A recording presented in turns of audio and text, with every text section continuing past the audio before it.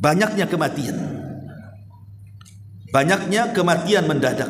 Mautul faj'ah, kematian mendadak. Di zaman Rasul, kematian di jalan itu jarang, ya kawan. Karena tidak mungkin penunggang unta nabrak penunggang kuda. Karena di zaman itu kan belum ada mobil, belum ada motor, apalagi sampai tronton yang gede-gede, itu kan nggak ada di zaman Nabi. Makanya kecelakaan sedikit di zaman Nabi. Tidak ada orang mati di jalan. Karena kalau unta nabrak unta pun tidak separah tronton nabrak motor, kan begitu ya. Tapi di zaman sekarang coba, antum keluar hati-hati dengan motor. Motornya grace, keluar dari dealer, artinya remnya masih oke, bannya masih oke, mesinnya masih oke, SIM punya, tapi bukan antum yang nabrak, antum ditabrak. Mau hati-hati salah, mau ngebut-ngebutan salah di jalan itu. Kalau tidak nabrak, ditabrak orang.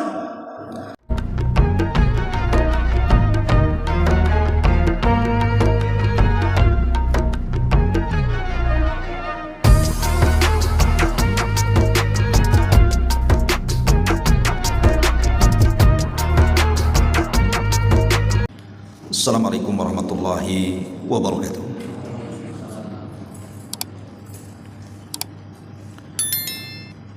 Alhamdulillah.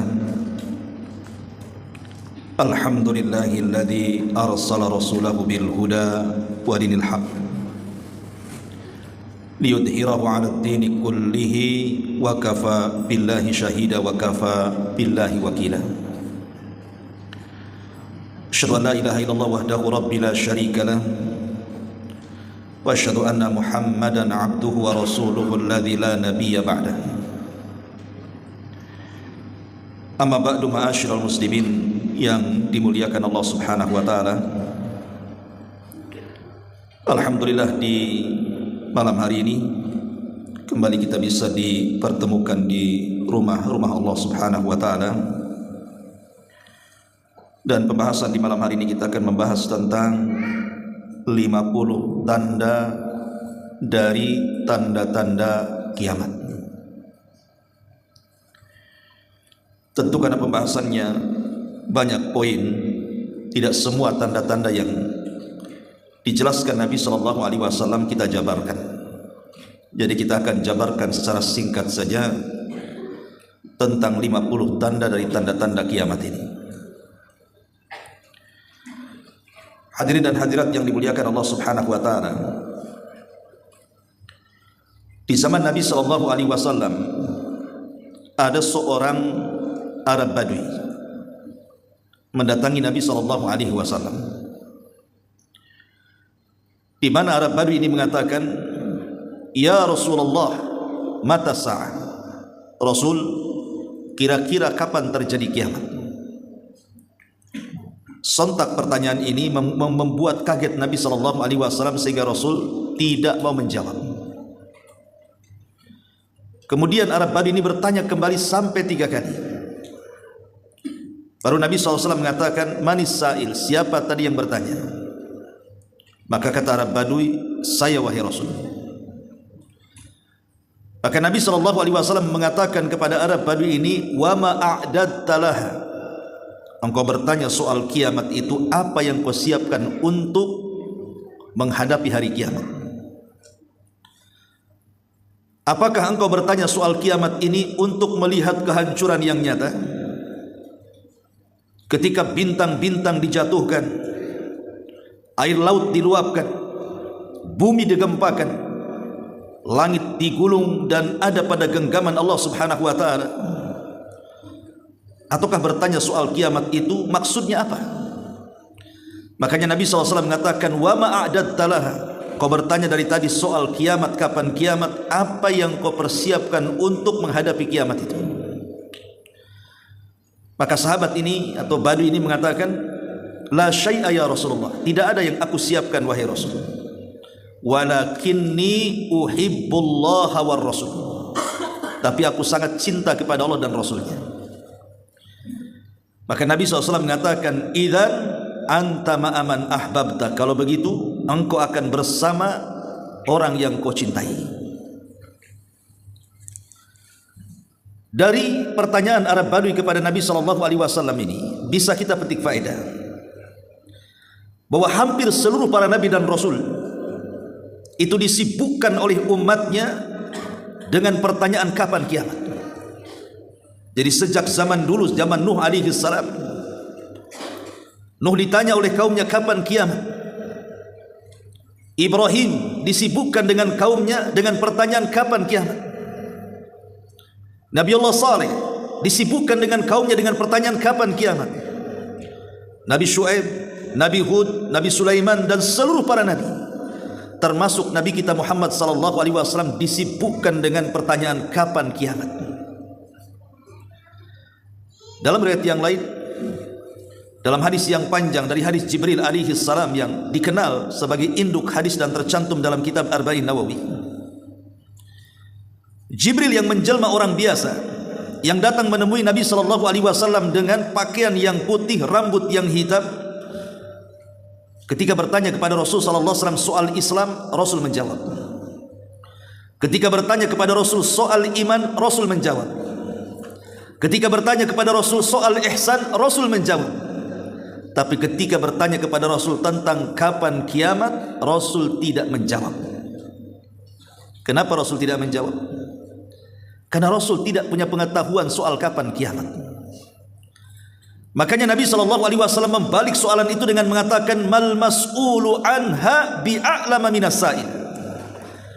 Orang yang ditanya tidak lebih paham dibandingkan orang yang bertanya. Maknanya aku dan engkau wahai Jibril tidak tahu kapan kiamat. Kita harus yakin kiamat. Berfirman di dalam Al-Quranul Karim, dalam surah Thaha, Allah mengatakan dalam surah 15-nya, inna sa'ata, itu pasti akan datang dan tidak ada keraguan di dalamnya. Dan Allah juga mengatakan dalam surah Ghafir ayat 59-nya, inna sa'ata la'atiyatun la raiba fiha walakinna aktsaran nasi la yu'minun. Sesungguhnya hari kiamat itu pasti akan datang dan tidak ada keraguan tentangnya.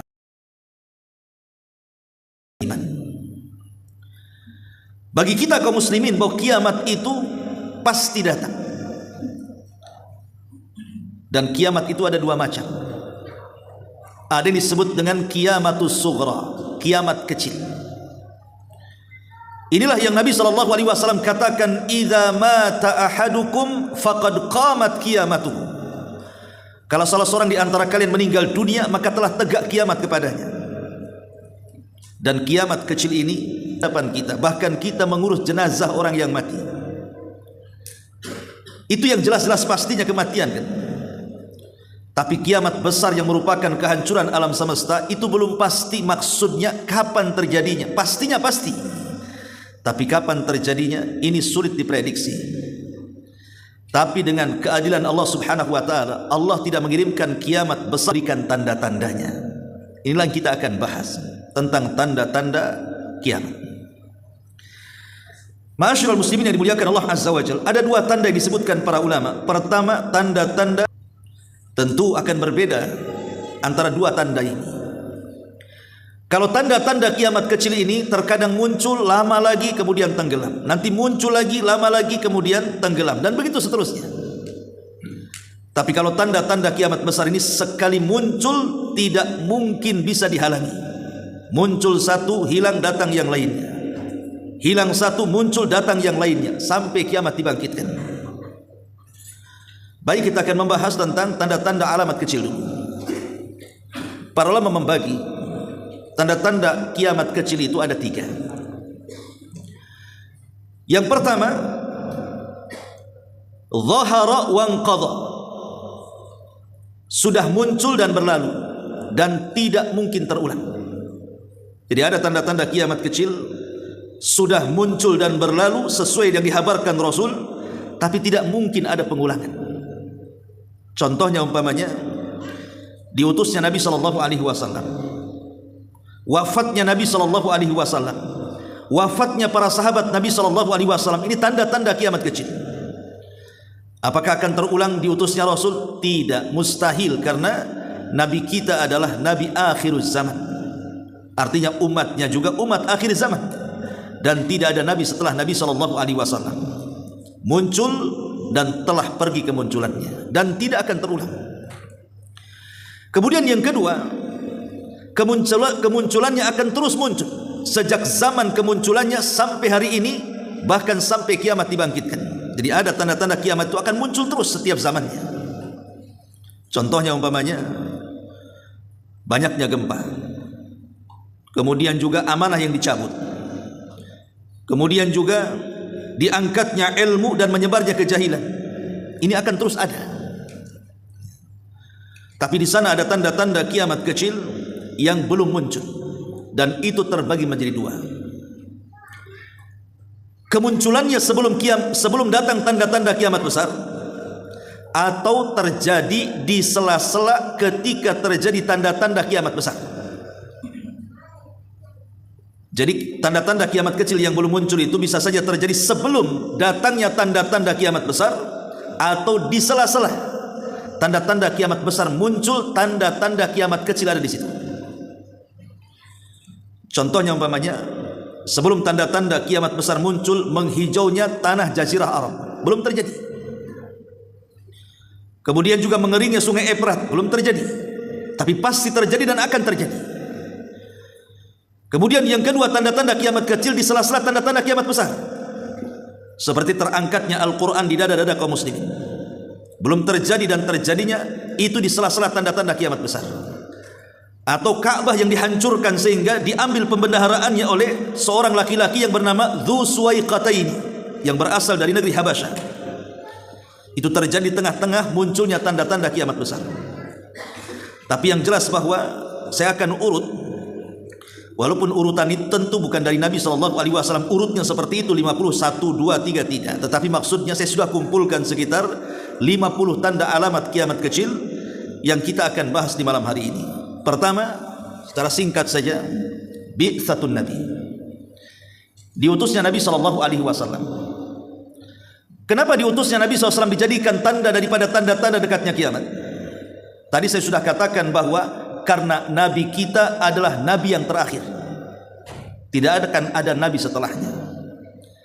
Makanya ketika para ulama membahas tentang kenapa putra-putra Rasul meninggal di waktu bayi, kenapa tidak dibiarkan hidup sampai dewasa saja? Karena sebagian para ulama mengatakan hikmah diwafatkannya putra-putra Rasul yang laki-laki di waktu bayi, baik dari Qasim, kemudian Abdullah, kemudian Ibrahim, karena kebiasaan seorang nabi kalau punya anak sampai dewasa, maka anak itu akan jadi nabi. Sementara la nabiyya ba'di, tidak ada nabi sesudahku. Lihat Nabi Daud punya anak Sulaiman jadi nabi, Ibrahim punya anak Ismail jadi nabi, punya anak Ishak jadi nabi, Ishak punya anak Yakub jadi nabi, Yakub punya anak Yusuf jadi nabi, dan begitu seterusnya. Makanya kenapa putra-putra Nabi itu diwafatkan semuanya di waktu kecil yang laki-laki? Sebab kalau dia tumbuh sampai dewasa, maka dikhawatirkan jadi nabi. Padahal tidak ada nabi setelah Nabi kita Muhammad SAW. Karena lisan Rasul yang mengatakan, artinya umatnya juga tidak ada umat setelah umat Nabi SAW. Berarti kita berada di akhir zaman. Yang kedua, insyiqaqul qamar, terbelahnya bulan menjadi dua. Di zaman para sahabat atau di zaman Nabi SAW, orang-orang musyrik ini mendatangi Nabi SAW dan berjanji akan beriman kalau Rasul menampakkan mukjizatnya. Akhirnya Rasul bertanya, apa yang kalian kehendaki? Tiba-tiba di luar dugaan mereka meminta perkara yang aneh, di mana Rasul diminta untuk membelah bulan menjadi dua. Tetapi Rasul tidak menyangkalnya. Rasul berdoa kepada Allah Subhanahu wa taala dan Allah kabulkan. Kemudian Rasul disuruh oleh Allah mengisyaratkan dengan jarinya ke bulan. Tiba-tiba betul-betul bulan itu terbelah jadi dua.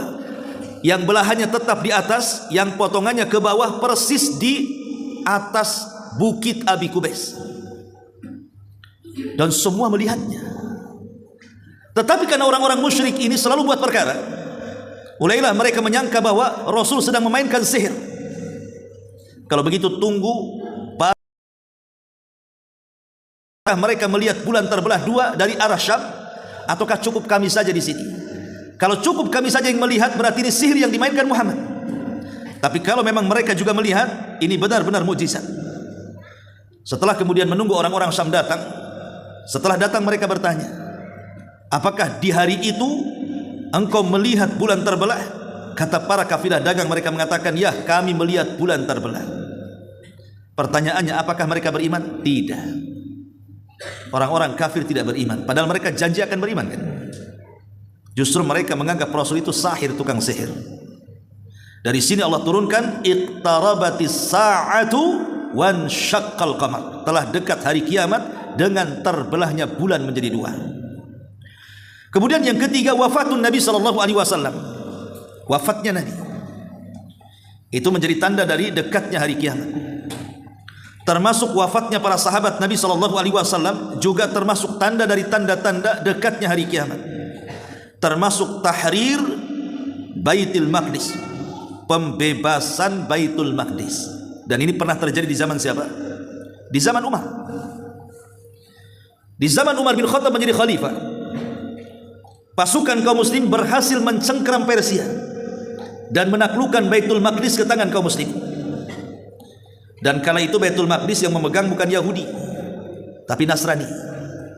Ya, Rasul berhasil menghancurkan imperium Nasrani yang menguasai Baitul Maqdis, karena ketika itu Baitul Maqdis dikuasai oleh Romawi. Maka kemudian Umar pun berhasil merebutnya. Dan itu sejarah. Ya, Umar berhasil merebut Baitul Maqdis tanpa ada peperangan. Jadi mereka mengalah dan menyerah, kemudian akan memberikan kunci Baitul Maqdis dengan syarat yang mengambil kunci itu harus orang yang tercantum dalam Taurat, ciri-cirinya. Banyak para sahabat yang kemudian datang hendak mengambilnya, tapi ditolaknya semuanya karena tidak ada ciri-cirinya. Tapi ketika Umar bin Khattab radhiyallahu anhu datang dari kota Madinah menuju Palestina, tiba-tiba orang-orang mengatakan ciri-cirinya persis seperti yang dalam kitab kami. Makanya kemudian mereka memberikan kunci itu kepada Umar ibn Khattab radhiyallahu anhu. Sejak itu Baitul Maqdis di tangan kaum muslimin. Walaupun belakangan dikuasai lagi orang-orang Nasrani dan direbut oleh Salahuddin Al-Ayyubi. Kemudian Baitul Maqdis tumbang lagi dan sampai hari ini dikuasai orang-orang Yahudi. Tentu karena permainan Inggris dan Amerika saat perang dunia pertama dan dunia kedua. Intinya bahwa ketika terbebaskannya Baitul Maqdis di tangan kaum muslimin, walaupun kemudian terkadang bebas, terkadang dicengkram, terkadang bebas, kemudian dicengkram lagi oleh musuhnya, itu sebagai tanda dari tanda-tanda kiamat. Kemudian juga mutan. Mutan itu kematian mendadak dengan jumlah yang banyak. Itu pernah terjadi di zaman Umar bin Khattab radhiyallahu anhu saat meruntuhkan Persia. Ada satu kota namanya Amwas. Tiba-tiba di kota namanya Amwas itulah terjadi wabah yang disebut dengan taun. Satu kota meninggal dunia, ratusan para sahabat meninggal karena wabah. Bukan sahabat biasa, sahabat mulia-mulia. Mu'adz bin Jabal, satu keluarga mati dengan wabah. Coba bayangkan, Mu'adz bin Jabal, Abu Ubaidah ibnul Jarrah, itu sahabat-sahabat mulia meninggal karena wabah. Tetapi Nabi SAW pernah mengatakan, kalau taun itu menimpa umat terdahulu, maka itu dijadikan azab oleh Allah Azza wa Jalla. Tapi kalau taun menimpa kaum muslimin, maka itu bagian daripada rahmat. Siapa yang meninggal karena taun dianggap syahid. Sehingga kemarin waktu corona, terjadi corona sehingga banyak yang meninggal dari kaum muslimin. Apakah bisa dikiaskan dengan taun ataukah tidak? Banyak para ulama yang berbicara soal ini. Ada yang mengatakan bahwa corona tidak sama dengan taun, ada yang mengatakan sama dengan taun, wallahu a'lam. Tapi yang jelas bahwa kalau seandainya ada orang yang beriman, taat kepada Allah, memiliki akidah lurus, kemudian dia meninggal karena terserang taun, kita hanya berdoa mudah-mudahan mati syahid. Karena tidak boleh kita ini menjazam, mengklaim orang itu mati syahid kecuali ada dalilnya. Di mana Rasul mentakyin seseorang yang tidak ditakyin, jangan ditakyin, cukup kita katakan mudah-mudahan. Begitu bahasanya. Masyaallah muslimin yang dimuliakan Allah Azza wa Jalla. Jadi mutan ini kematian mendadak dengan jumlah yang besar. Itu terjadi di zaman Umar bin Khattab. Ribuan bahkan puluhan ribu nyawa di kota Amwas. Makanya taunnya disebut taun Amwas. Kemudian juga munculnya berbagai macam fitnah. Maksudnya fitnah ini adalah peperangan dalam Islam. Di antaranya adalah fitnah yang menimpa kaum muslimin di zaman itu. Pertama, terjadinya perang Jamal. Yang kedua, terjadinya perang Siffin. Yang ketiga, munculnya kaum Khawarij. Dan fitnah perkataan bahwa Al-Quran adalah makhluk. Ketika zaman Umar bin Khattab radhiyallahu anhu, Umar mengumpulkan para sahabat, kemudian bertanya soal fitnah. Di tengah-tengah para sahabat itu ada Hudzaifah bin Yaman. Dan sahabat Hudzaifah bin Yaman itu adalah sirrun Nabi, pemegang rahasia Nabi. Banyak bertanya soal fitnah yang tidak ditanyakan para sahabat. Sehingga ketika Umar bin Khattab radhiyallahu anhu bertanya soal fitnah yang datangnya bagaikan gelombang lautan yang tidak bisa dihentikan, sahabat tidak ada yang tahu tentang hadis itu kecuali Hudzaifah. Kata Hudzaifah bin Yaman, iya, akan terjadi fitnah dan itu tidak akan bisa dihentikan sampai kiamat. Tetapi selama pintunya masih utuh, fitnah itu tidak mungkin terbuka. Umar ketika itu heran, apa yang dimaksud pintu itu wahai Hudzaifah? Kata Hudzaifah, engkaulah pintunya. Artinya selama Umar masih hidup, fitnah itu tidak akan terjadi. Tapi setelah Umar meninggal, maka fitnah itu akan dimulai. Apa maksudnya fitnah akan dimulai? Pembunuhan, perang saudara muslim melawan muslim yang lainnya. Jadi peperangan antara Islam dengan Islam itu akan terjadi setelah wafatnya Umar bin Khattab radhiyallahu anhu. Karena Umar meninggal mati syahid, dibunuh oleh seorang Majusi. Lah sejak kekuasaan turun ke Utsman ibn Affan radhiyallahu anhu, dan Utsman sudah di usia 73 tahun lebih, artinya sudah tua.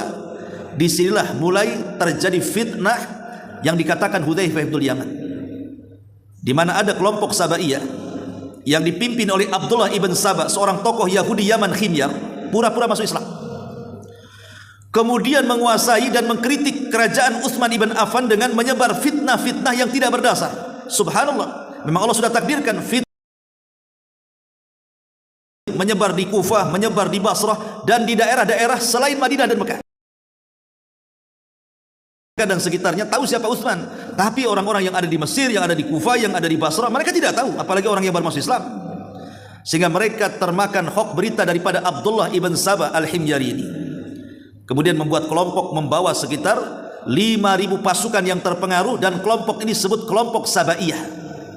Kelompok inilah yang membunuh Utsman dengan cara sadis.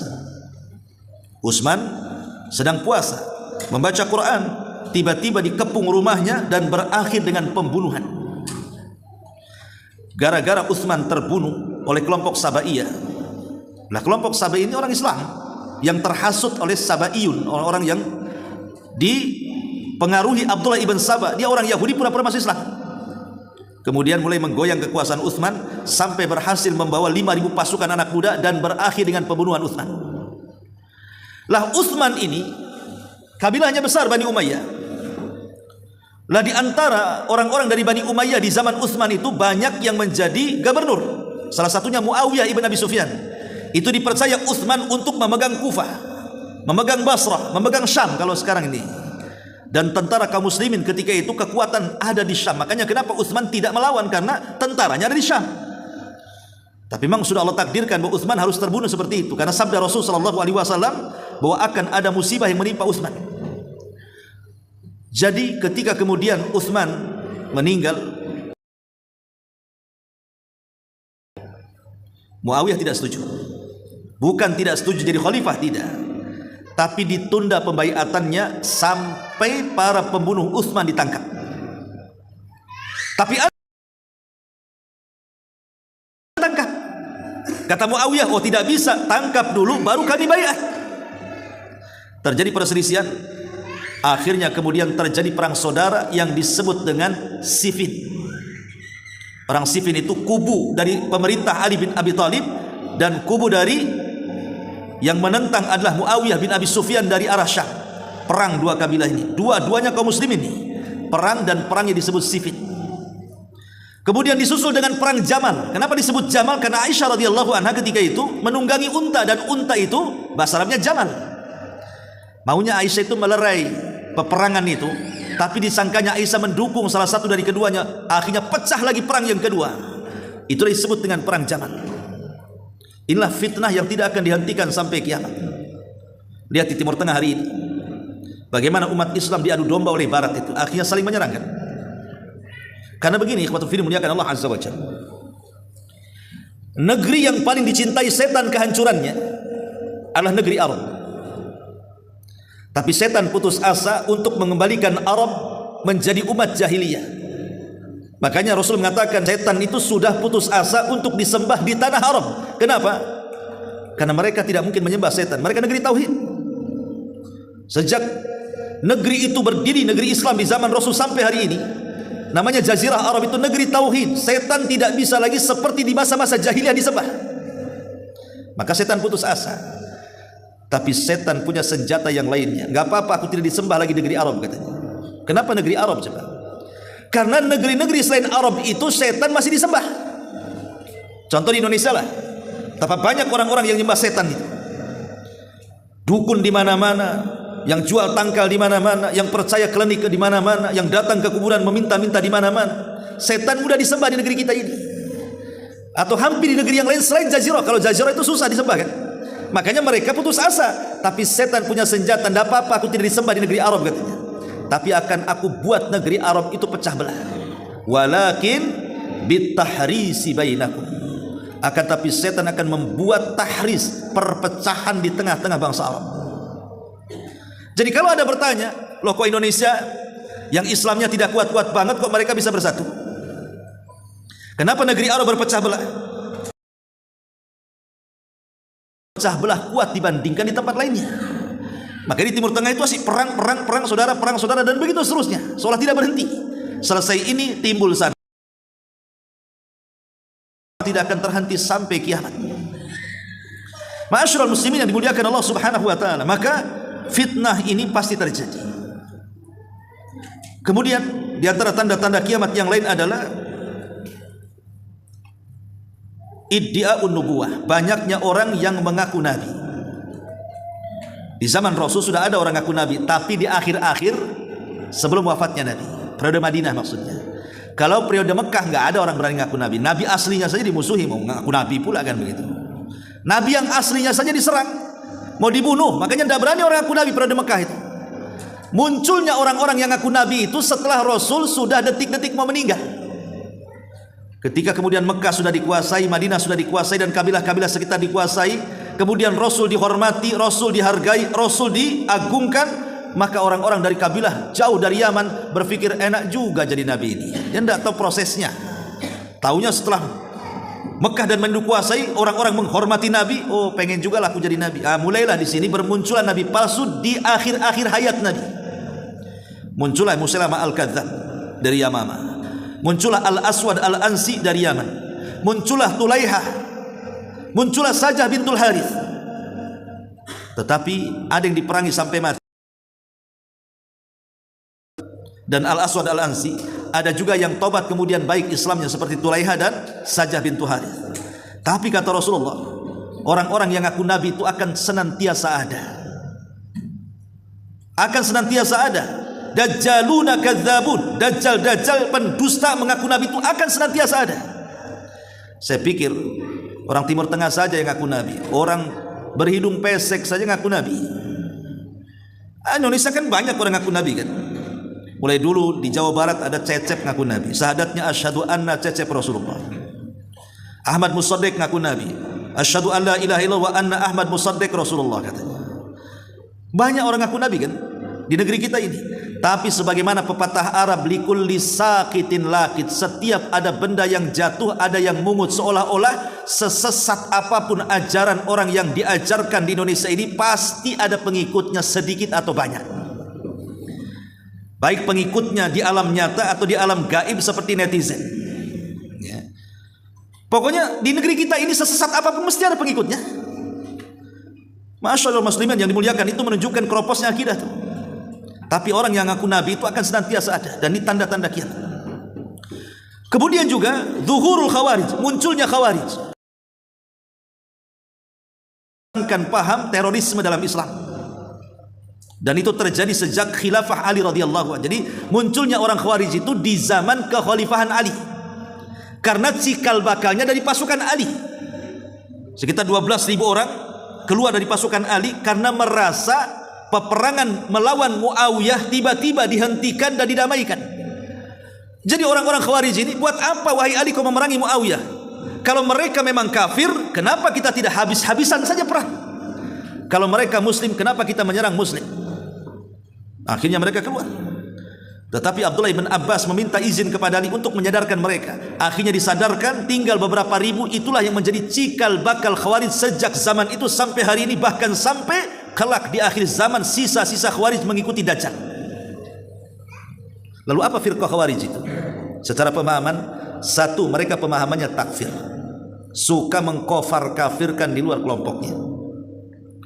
Berawal dengan takfir, mulailah kemudian mereka melakukan pembunuhan atas nama kafir. Lihat para teroris hari ini, mereka menganggap negara kita ini negara togut. Kenapa? Karena tidak berhukum dengan hukum Allah, sehingga negaranya negara togut. Berarti presidennya togut, menteri-menterinya togut, polisi dan tentaranya togut. Maka siapa yang mati membela mereka, mati di atas togut katanya. Akhirnya berawal dari pengkafiran, berakhir dengan pengeboman. Itulah firqah Khawarij, bahaya dalam Islam. Ma'asyiral muslimin yang dimuliakan Allah Subhanahu wa taala. Kemudian juga di antara tanda-tanda kiamat yang nomor 10, syuyu'ul amni war raha. Tersebarnya keamanan yang sempurna. Dan itu pernah terjadi di zaman Khalifah Umar bin Abdul Aziz. Bukan hanya keamanan, tapi kemakmuran yang sempurna. Tidak ada orang miskin di zamannya. Padahal Umar bin Abdul Aziz itu hanya berkuasa 2 tahun saja. Tapi anehnya, berkuasa 2 tahun tidak ada orang miskin. Mau sedekah gak ada yang nerima, mau zakat gak ada yang nerima, karena merasa kaya semuanya. Sampai-sampai ulama-ulama setelahnya menganggap jangan-jangan Imam Mahdi itu Umar bin Abdul Aziz, karena saking makmurnya di zaman Umar bin Abdul Aziz itu. Tapi pendapat yang kuat, Imam Mahdi, Umar bin Abdul Aziz itu 2 manusia yang berbeda. Boleh jadi mungkin maksudnya Umar bin Abdul Aziz disangka Imam Mahdi itu karena ketika berkuasa dipenuhi dengan keadilan, tidak ada pajak yang ada zakat. Jadi zakat itu dikelola dengan baik, membawa kemakmuran negara, akhirnya tidak ada miskin di zamannya. Dan itu sejarah membuktikan. Dan kelak di akhir zaman pun ketika Imam Mahdi berkuasa, seperti itu juga. Ma'asyiral muslimin yang dimuliakan Allah Azza wa Jalla. Kemudian yang seterusnya, kita Turki, memerangi Turk. Turk itu bukan Turki Erdogan, bukan. Turk di sini artinya orang-orang Mongolia. Dan ini pernah terjadi di zaman siapa? Di zaman Syekhul Islam Ibnu Taimiyah, melawan orang-orang Tatar, Mongol. Ya. Dan ini tanda dari tanda-tanda kiamat. Kemudian yang selanjutnya, kathratul haraj, banyaknya pembunuhan, banyaknya kematian dan banyaknya pembunuhan. Sampai-sampai pembunuhan itu kata Nabi SAW, al-qatil la yadri fima qatal, wal maqtul la yadri fima qutil. Orang yang membunuh bingung kenapa dia bisa membunuh, orang yang dibunuh makin bingung kenapa dia bisa dibunuh. Orang yang dibunuh makin bingung kenapa aku bisa terbunuh gitu. Karena bunuh-membunuh di akhir zaman itu bukan ada alasan yang tepat. Gara-gara faktor ketersinggungan, bertengkar, akhirnya bunuh-bunuhan. Gara-gara faktor rebutan warisan, akhirnya bunuh-bunuhan. Gara-gara faktor lahan sejengkal, 2 jengkal, sekapling, 2 kapling, rebutan, akhirnya bunuh-bunuhan. Coba bayangkan, bunuh-membunuh itu seolah-olah apa? Mudah di akhir zaman ini kan. Tawuran anak-anak geng motor, akhirnya bunuh-bunuhan. Tawuran anak-anak SMA, anak-anak STM, akhirnya bunuh-bunuhan. Coba sekarang ini apa alasan orang membunuh coba? Islam mengatakan la yahillu damu mri'in muslim illa bi ihda thalathin, al-thayyibu zani, wan nafsu bin nafsi, wat tariku lidinih al-mufariq lil jamaah. Tidak halal meneteskan darah seorang muslim kecuali karena 3 perkara. Pertama, orang yang sudah menikah kemudian zina, maka dirajam sampai mati. Yang kedua, orang yang membunuh boleh dibunuh sebagai kisos. Yang ketiga, orang murtad bisa dipenggal kepalanya. Ma'asyiral muslimin, kalau pembunuhannya secara syar'i tidak ada masalah, karena pembunuh harus dibunuh kan. Sekarang pembunuhan di mana-mana ini faktornya apa? Urusan dunia. Hari-hari loh kita ini melihat ada orang dibunuh itu. Ingat ketika kita mendengar ada pembunuh berantai dulu. Siapa, Rian atau siapa? Kok bisa dia membunuh dengan cara berantai seperti itu? Hilang satu, ada lagi yang berantai lagi. Apa coba alasannya? Urusan syahwat. orang yang membunuh tidak tahu kenapa dia bisa membunuh, orang yang dibunuh lebih bingung kenapa bisa dibunuh. Karena pembunuhannya sudah tidak lagi ada alasan syar'i, seolah-olah nyawa manusia itu ringan bagi dia. Naudzubillah. Kemudian banyaknya kematian mendadak, mautul faj'ah, kematian mendadak. Di zaman Rasul kematian di jalan itu jarang, ikhwan. Karena tidak mungkin penunggang unta nabrak penunggang kuda. Karena di zaman itu kan belum ada mobil, belum ada motor, apalagi sampai tronton yang gede-gede itu kan nggak ada di zaman Nabi. Makanya kecelakaan sedikit di zaman Nabi. Tidak ada orang mati di jalan. Karena kalau unta nabrak unta pun tidak separah tronton nabrak motor, kan begitu ya. Tapi di zaman sekarang coba, antum keluar hati-hati dengan motor. Motornya crash keluar dari dealer, artinya remnya masih oke, bannya masih oke, mesinnya masih oke, SIM punya, tapi bukan antum yang nabrak, antum ditabrak. Mau hati-hati salah, mau ngebut-ngebutan salah di jalan itu. Kalau tidak nabrak, ditabrak orang. Bahkan sekarang kalau kita lihat sensus kematian itu, sekarang lebih banyak anak muda yang mati dibandingkan orang tua, kan? Kalau zaman dulu orang tua banyak mati ya. Tapi zaman sekarang anak muda yang banyak mati. Narkoba, kakek-kakek nengok narkoba, trek-trekan anak muda. Gak pernah saya nenek-nenek trek-trekan. Apalagi coba, hampir semua tawuran anak muda. Tidak ada pernah saya lihat kakek-kakek tawuran. Makanya sensus kematian anak muda itu hari ini lebih banyak dibandingkan orang tua. Karena orang tua tak perlu tawuran, nanti mati juga dari dekat umurnya tuh. Artinya bahwa kematian mendadak ini bagian dari tanda-tanda kiamat. Lagi tidur tahu-tahu tsunami, mati. Lagi tidur tahu-tahu gempa, mati. Lagi tidur tahu-tahu ada puting angin beliung, mati. Tahu-tahu banjir mati. Macam-macam sekarang orang mati mendadak itu. Dan ini tanda-tanda kiamat. Yang kita khawatirkan adalah mati mendadak dan tidak sempat taubat. Itu masalahnya. Kemudian juga adalah mengekor dan tasyabuh kepada umat-umat sebelum Islam. Maksudnya Yahudi dan Nasrani. Sekarang kita akan menghadapi ulang tahun di luar Islam. Ada Natal, ada Hari Raya. Terkadang ada di antara kita saat mereka melakukan Hari Raya, umpamanya kan Natal, sibuklah kemudian kaum muslimin memakai seragam mereka juga. Buat Santa Claus itu apa kan, seragam-seragam tertentu. Tidak perlu kita ikut mereka. Kita sudah punya hari raya sendiri, sebagaimana mereka juga punya hari raya sendiri. Lakum dinukum waliyadin. Kenapa mesti ikut-ikut gaya mereka? Karena orang kalau sudah mencintai hari raya agama lain, maka dia akan kurang mencintai hari raya agamanya sendiri. Maka ramaikan hari raya agama kita, Idul Fitri, Idul Adha, hari Jumat. Tidak perlu kita meramaikan hari raya di luar agama kita. Mereka sudah memiliki ajarannya masing-masing. Saling hormat menghormati saja. Tidak perlu memaksa. Ma'asyiral muslimin yang dimuliakan Allah Azza wa Jalla. Kemudian juga dhuhurul kasiyatil 'ariyah. Munculnya wanita-wanita yang menampakkan aurat, menggunakan pakaian ketat tapi menampakkan auratnya. Pakai bahan kurang bahan, sobek-sobek di mana-mana, aurat pula di mana-mana. Ini sudah terjadi kan? Saya pikir orang Cina saja yang dandanan kayak gitu itu. Rupanya orang Melayu sudah ada banyak kayak gitu. Yang saya takutkan Cinanya tobat, Melayu tapi tak mau tobat. Jadi ini terjadi di negeri kita kan? Lah makanya jangan sampai jadi dayus. Kalau kita punya anak perempuan, larang mereka keluar kalau tidak menutup aurat dan menggunakan jilbab. Jangan sampai seperti sabda Rasul bahwa ada dua kelompok, kata Rasul. Belum ada di zamanku, tapi dua-duanya dipastikan masuk neraka, kata Nabi. Salah satunya kasiyatun ariyatun mumilatun ru'usuhunna ka asnimatil bukhtil ma'ilah la yadkhulnal jannah wa la yajidna rihaha wa inna rihaha la tujadu min masirati kada wa kada. Wanita yang berpakaian tapi telanjang, berjalan dengan lenggak-lenggok, kemudian kepalanya seperti punuk unta. Mereka tidak akan masuk surga, bahkan mencium bau surga pun tidak, padahal bau surga tercium jarak sekian dan sekian, kata Rasul. Dan ini sudah ada ya. Kemudian taksisus salam, mengucapkan salam kepada yang dikenal saja. Dan ini sudah terjadi kan? Antum kalau ketemu sesama jemaah 1 kilo udah melambai-lambai, assalamualaikum, tah dengar tah enggak. Tapi nampak giliran bukan jemaah kita, bukan pengajian kita, orang lain, padahal jelas-jelas dia pakai peci, pakai sarung, tidak mungkin dia Kristen. Kita katakan assalamualaikum. Ustaz nggak kenal, tidak apa-apa. Karena mengucapkan salam itu ucapkan ke yang dikenal dan ucapkan ke yang tidak dikenal. Karena ucapan salam itu doa. Kalau kita mengatakan assalamualaikum, semoga Allah berikan keselamatan kepadamu, maka dia akan mendoakan balik waalaikumsalam warahmatullah. Semoga keselamatan juga diberikan kepadamu dan juga rahmat Allah kepadamu. Kalau dia mengucapkan assalamualaikum warahmatullah, maka kita sempurnakan waalaikumsalam warahmatullah wabarakatuh.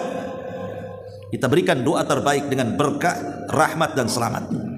Inilah yang dihajatkan kita kan. Kita selamat dunia akhirat, kita dapat rahmat dan kita dapat berkah.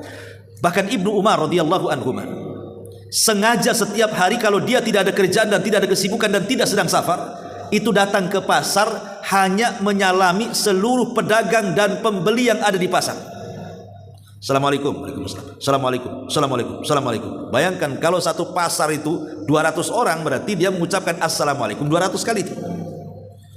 Coba antum praktekkan di pasar sini. Kira-kira pandangan orang pasar ke antum seperti apa tuh? Tiap hari masuk pasar, nggak beli, ngucapin salam saja. Nggak mau beli, cik, tak, salam saja, assalamualaikum. Nanti gitu juga, terus, nanti besok itu lagi. Kira-kira seminggu antum melakukan seperti itu, apa kata orang pasar? Dibilang ODGJ mungkin kan. Padahal ini kan sunnah sahabat. Ibnu Umar melakukan seperti itu, menyebarkan salam kan.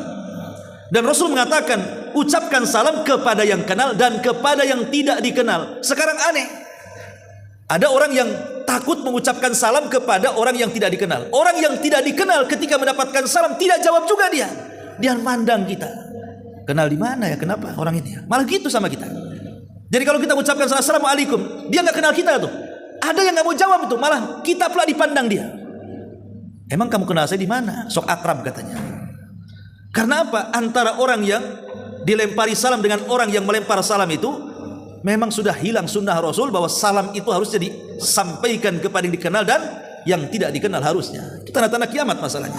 Ya. Maka kalau bisa hidupkan salam di Tanjung Uban ini. Kemudian su'ut tijarah, buruknya perniagaan.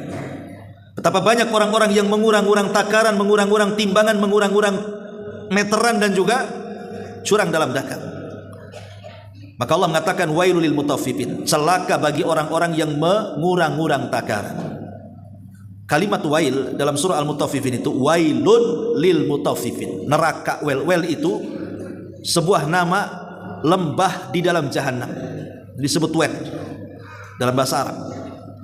Kok bisa orang yang mengurang-urang takaran dalam jualan kok terancam dengan lembah di mana jahanam dukuh umpamanya. Antum beli 1 kilo, kemudian saya kurangi 5 butir, kurangi begitu. Pertanyaannya, yang 5 butir kalau kita makan kenyang atau tidak? Tidak kenyang.